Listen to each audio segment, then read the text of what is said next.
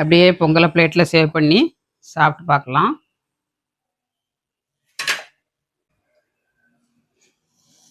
சூப்பரான பொங்கலுங்க.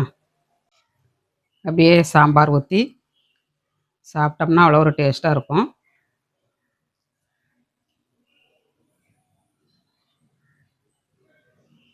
சூப்பரான பொங்கலுங்க. Hi friends, எல்லோரும் எப்படி இருக்கீங்க? நல்லா இருக்கீங்களா? இன்றைக்கி கோயம்புத்தூர் ஸ்பெஷல் பொங்கல் பண்ண போகிறாங்க. வெண்பொங்கல் பண்ண போகிறேன். எப்படி பண்ணுறதுன்னு பார்க்கலாம். வீடியோ முழுவதும் ஸ்கிப் பண்ணாமல் பாருங்கள். டிஃப்ரெண்ட்டான முறையில் பண்ணியிருக்காங்க. பால் விட்டு நம்ம எப்படி பண்ணுறதுன்னு பார்க்கலாம். டேஸ்ட்டு சும்மா அட்டகாசமாக இருக்கும். ஒரு வாரம் ஆனாலும் நம்ம நாக்கு விட்டு அந்த டேஸ்ட் போகாதுங்க. அந்த அளவுக்கு டேஸ்டியாட்டு இன்றைக்கி எப்படி பண்ணுறதுன்னு பார்க்கலாம். எல்லா ஹோட்டல்லையும் எப்படி பண்ண மாட்டாங்க பால் விட்டு. ஒரு சில ஹோட்டல்களில் பண்ணுவாங்க. டேஸ்ட் அட்டகாசமாக இருக்குங்க. மாஸ்டர்லாம் 4க்கு 1 தான் பாசிப்பருப்பு போடுவாங்க. நான் 1 டம்ளர் அரிசிக்கு 1 டம்ளர் பாசிப்பருப்பு போட்டு பண்ண போகிறேன். டேஸ்ட் அட்டகாசமாக இருக்கும். எப்படி பண்ணுறதுன்னு பார்க்கலாம். வீடியோ முழுவதும் ஸ்கிப் பண்ணாமல் பாருங்கள். வீடியோ பிடிச்சிருந்தனா லைக் பண்ணுங்கள். யாருமே லைக் பண்ண மாட்டேங்க. ஒரு லைக் பண்ணிவிட்டு பாருங்கள். தொடர்ந்து ஆதரவு கொடுங்க. ஊருக்கெலாம் போயிட்டு வந்தாச்சு. கோடை ஃபங்க்ஷன்லாம் நல்லா செழிப்பாக முடிச்சுட்டு வந்தாச்சுங்க. 10-15 நாளாக ஊரில் பொங்கலுக்கு நல்லா என்ஜாய் பண்ணிட்டு வந்தாச்சு. இன்னையிலேருந்து வீடியோ கண்டினியூவாக வரும் பாருங்கள். வாங்க பொங்கல் எப்படி பண்ணுறதுன்னு பார்க்கலாம். பொங்கலுக்கு வந்து தேவையான பொருள் வந்து 1 டம்ளர் அரிசிங்க. இதே டம்ளராக 1 டம்ளர் பருப்பு எடுத்துக்கிடணும். இப்போ வந்து நம்ம தண்ணி அளந்து வச்சுக்கிடலாம். ஃபஸ்ட்டு தண்ணியும் பாலும். ஃபஸ்ட்டு வந்து ஒரு கடாயை அடுப்பில் வச்சுக்கிடணுங்க. 1 டம்ளர் அரிசிக்கு 5 டம்ளர் தண்ணி, 1 டம்ளர் பால் கரெக்டான அளவு.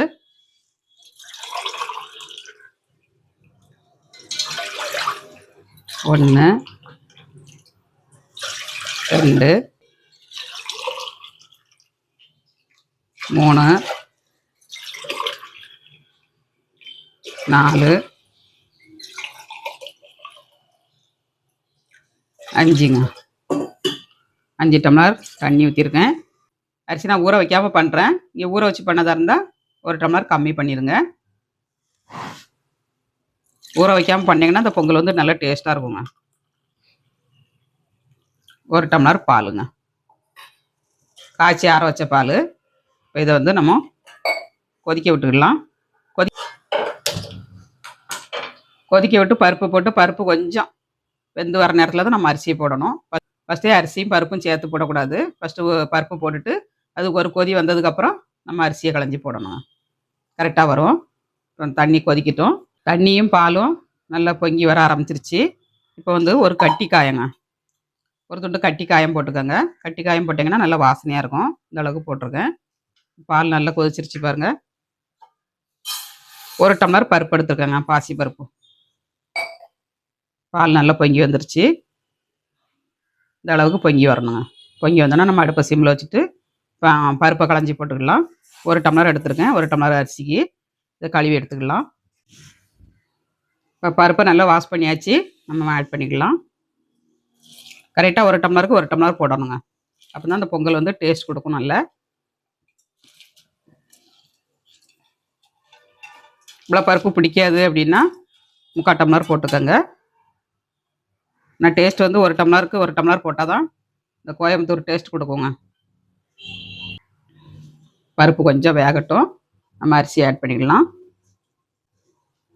அரிசி பொன்னி அரிசி தான் எடுத்துருக்கேன், கடையில் உள்ள அரிசி. இப்போ இதையும் நல்லா வாஷ் பண்ணி எடுத்துக்கலாம்.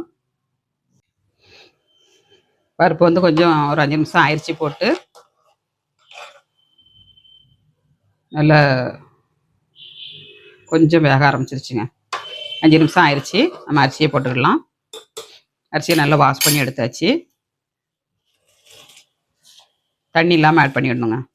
தண்ணி அதிகமாகிட்டுனா கிளுகிளுன்னு இருக்குங்க. அதனால் கரெக்டான அளவுக்கு தண்ணி வச்சுக்கோங்க.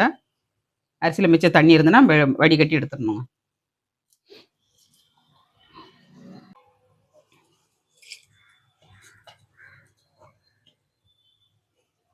கொஞ்சம் வேகட்டும். நம்ம உப்பு போட்டுக்கிடலாம். ஃபஸ்ட்டே உப்பு போட்டேன்னா அந்த பருப்பு வந்து வேகாதுங்க. அதனால் கொஞ்சம் வேக விட்டு நம்ம உப்பு போடணும். நல்லா வேகட்டும். நல்லா வெந்து வருதுங்க. பாதி அளவுக்கு வெந்துருச்சு. கொஞ்சம் வேகட்டும். அடுப்பை வந்து மீடியமாக வச்சுக்கோங்க. ரொம்ப ஹை ஃப்ளேமில் இருக்கக்கூடாது. நல்லா வெந்து வரட்டும். பால் விட்டுருக்கனால நம்மளுக்கு கலர்ஃபுல்லாக இருக்குது பாருங்கள்.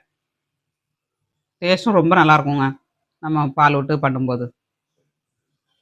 கொஞ்சம் வேகட்டும். இப்போ உப்பு போட்டு கிண்டி கொடுத்துக்கிடலாங்க. சாதத்துக்கு தகுந்தபடி உப்பு போட்டுக்கோங்க. சாம்பாரில் உப்பு இருக்கும், சட்னியில் உப்பு இருக்கும். அதனால் பார்த்து கம்மியாக எடுத்துக்கோங்க. நம்ம சாம்பாராவது சட்னியாவது வச்சோம்னா உப்பு போட்டு பண்ணுவோங்க. அதில் வந்து உப்பு இருக்கனால பொங்கல் வந்து உப்பு கம்மியாக தான் போடணும்.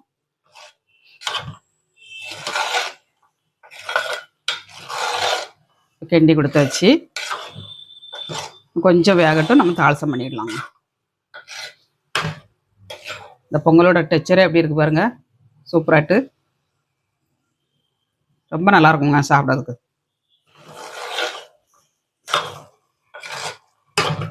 அடுப்பு சிம்மில் வச்சு 2-3 நிமிஷம் வச்சுட்டு நம்ம தாளசம் பண்ணிடலாம். பொங்கல் வந்து சூப்பராக வெந்துருச்சுங்க.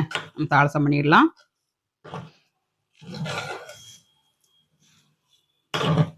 சூப்பரான கோயம்புத்தூர் ஸ்பெஷல் பொங்கல் ரெடிங்க. இறக்கிட்டு தாளசம் பண்ணதுக்கு ஒரு கடாய் அடுப்பில் வச்சுக்கலாம். இது வந்து நெய்யில் தான் நம்ம தாளிக்கணும், எண்ணெய் எதுவும் ஆட் பண்ணக்கூடாது. ஒரு 5 ஸ்பூன் நெய் ஆட் பண்ணியிருக்கேன். தாராளமாகவே ஊற்றிக்கோங்க, டேஸ்ட் ரொம்ப நல்லாயிருக்கும். ஃபஸ்ட்டு வந்து இஞ்சி ஒரு துண்டுங்க, இதை போட்டுக்கலாம். இது நல்லா வேகட்டும். இஞ்சி போட்டாச்சு. ஒரு 10 முந்திரி பருப்புங்க, உடச்சதுன்னா 10-20 எண்ணம் போட்டுக்கோங்க. நான் உடச்சது 10-20 எண்ணம் போட்டிருக்கேன். இதெல்லாம் பொரிஞ்சு வரும்போது நம்ம மிளகு சீரகம் போட்டுக்கணுங்க. 2 ஸ்பூன் மிளகு 1-2 உடச்சி வச்சுருக்கேன். முழுசாக போட்டனாலும் போட்டுக்கிடலாம். ஆனால் மிளகு வந்து நம்ம சாப்பிடணுங்க. அந்த பொங்கல் வந்து டைஜஸ்ட் ஆகணும்னா நம்ம மிளகை சாப்பிட்டா தான் டைஜஸ்ட் ஆகும். அதனால் மிளகு வந்து வேஸ்ட் பண்ணாதீங்க பொங்கல் என்றைக்கு சாப்பிட்டாலும். சிலவங்க வந்து ஃபங்க்ஷன் வீட்டிலலாம் சாப்பிட்டு வயிறு ஊதுது அப்படின்னு சொல்லுவாங்கங்க, கேஸ் ஃபார்ம் ஆகுது அப்படின்னு சொல்லுவாங்க. மிளகோட சேர்த்து சாப்பிடுங்க, உங்களுக்கு வந்து நல்லா டைஜஸ்ட் ஆயிருங்க. மிளகு எல்லாம் நல்லா பொரிஞ்சிருச்சு. ஜீரகம் ஒரு ஸ்பூனுக்கு ஜீரகம் போட்டுடலாம். இதில் பச்சை மிளகாங்க, ஒரு 3 மிளகா கட் பண்ணி வச்சுருக்கேன், இதையும் போடுங்க. நல்லா வாசனை கொடுக்கும் உங்களுக்கு.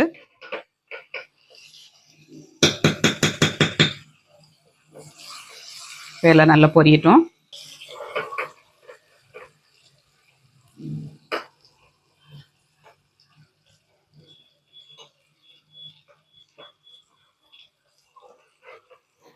எல்லாமே நல்லா பொரிஞ்சிருச்சு. இஞ்சி வந்து நல்லா வெந்து வந்தால் தான் இந்த மனம் வந்து நல்லா கொடுக்கும். நல்லா இஞ்சியை நல்லா வேக வச்சு எடுத்துக்கோங்க. பொங்கலுக்கு தாளசம் ரெடிங்க.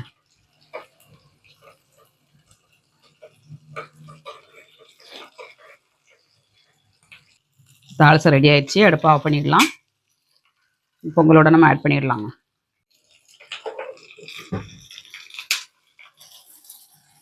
நல்லா தக்கான்னு தாளசம் ஊற்றியாச்சு.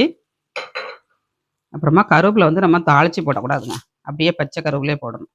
அப்போ தான் இந்த பொங்கலில் வந்து நல்ல மனம் கொடுக்கும், டேஸ்ட்டும் கொடுக்கும். லாஸ்ட்டில் இந்த மாதிரி போட்டுக்கோங்க.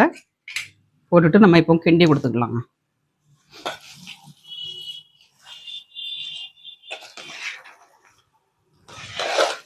என்ன மனம் மணக்குங்க, சூப்பர் மனம். டேஸ்ட்டும் அதே மாதிரி அட்டகாசமாக இருக்கும். தண்ணி எல்லாமே நமக்கு கரெக்டாக இருக்கு பாருங்க.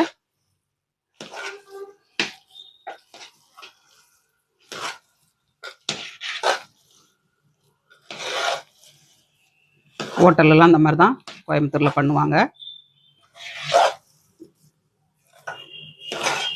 அப்படியே ஒரு பிளேட்டில் சேவ் பண்ணி நம்ம சாப்பிட்டோம்னா அவ்வளோ ஒரு ருசியாக இருக்குங்க. சூப்பரான பொங்கல் ரெடி. நல்லா குழைவாட்டு நல்லா ஜம்முன்னு கிடச்சிருக்குங்க. தண்ணியும் கரெக்டாக இருக்குது. ஒரு பிளேட்டில் சேவ் பண்ணிக்கலாம். கோயம்புத்தூர் ஸ்பெஷல் பொங்கல். இதுக்கு சைடு டிஷ்டாட்டு சாம்பார் பண்ணியிருக்காங்க. சூப்பரான சாம்பார். ஒரு பிளேட்டில் சேவ் பண்ணி சாப்பிட்டு பார்க்கலாம் டேஸ்ட் எப்படி இருக்குன்னு.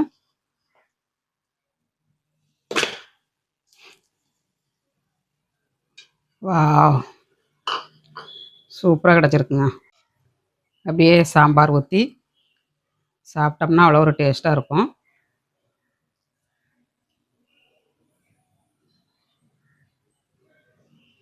சூப்பரான பொங்கலுங்க. சாப்பிட்டு பார்க்கலாங்க டேஸ்ட் எப்படி இருக்குன்னு.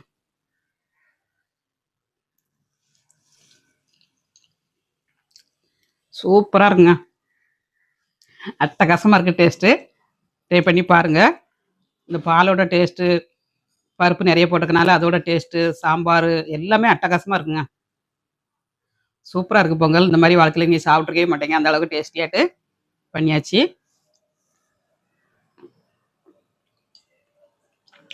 மறுபடியும் செய்ய சொல்லுவாங்க. அந்த அளவுக்கு டேஸ்டியாட்டு பொங்கல் பண்ணியாச்சுங்க. வாங்க எல்லாரும் சாப்பிடலாம். வீடியோ பிடிச்சிருந்தா லைக் பண்ணுங்க. மீண்டும் நெக்ஸ்ட் வீடியோல சந்திப்போம். பாய்.